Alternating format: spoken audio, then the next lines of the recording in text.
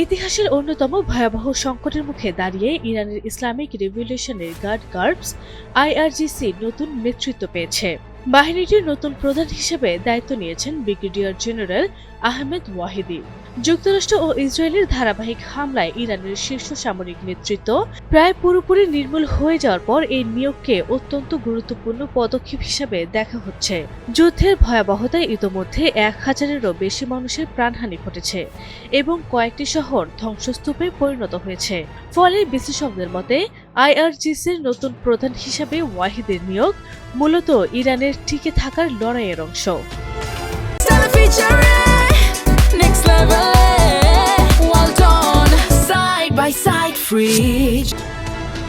IRGC প্রধানের পদটি বর্তমানে বিশ্বের সবচেয়ে ঝুঁকিপূর্ণ দায়িত্বগুলোর একটি হিসাবে বিবেচিত হয়েছে। গত কয়েক বছরে এই পদে থাকা একাধিক ব্যক্তি হামলার শিকার হয়ে নিহত হয়েছেন। 2020 সালে মার্কিন প্রেসিডেন্ট ডোনাল্ড ট্রাম্পের নির্দেশে বাগদাদে ড্রোন হামলায় নিহত হন আইআরজিসির কুদস ফোর্সের প্রধান কাসেম সোলেইমানি। এরপর 2025 সালের জুনে তার উত্তরসূরি হিসেবে দায়িত্ব নেয়া মোহাম্মদ পাকপুরও বেশি দিন টিকতে পারেননি। চলমান সংঘাতের প্রথম পর্যায়ে গত 28 ফেব্রুয়ারি নিহত হন তিনি।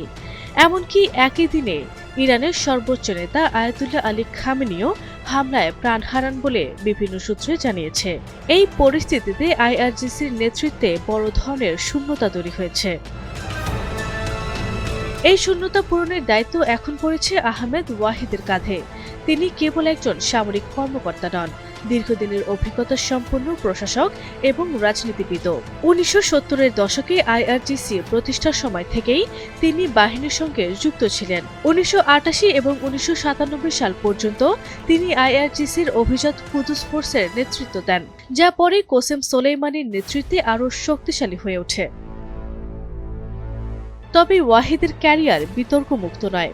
1994 সালে আর্জেন্টিনার বুয়েনোস আইরেসে ইহুদি কমিউনিটি সেন্টারে ভয়াবহ হামলার ঘটনায় তার বিরুদ্ধে জড়িত থাকার অভিযোগ রয়েছে এবং সে কারণে ইন্টারপোল তার বিরুদ্ধে রেড নোটিশ জারি করেছিল।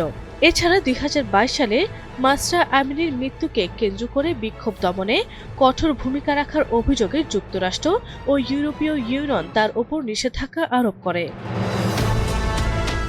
মধ্যপ্রাচ্য বিষয়ক বিশ্লেষকদের মতে ওয়াহিদি কঠোর ও কৌশলী নেতা হিসেবে পরিচিত। তার প্রধান চ্যালেঞ্জ হবে যুক্তরাষ্ট্র ও ইসরায়েলের সামরিক শ্রেষ্ঠত্বের মুখে আইআরসিকে পুনর্গঠিত করা এবং বিচ্ছিন্ন ইউনিটগুলোর মধ্যে সমন্বয় তৈরি করা।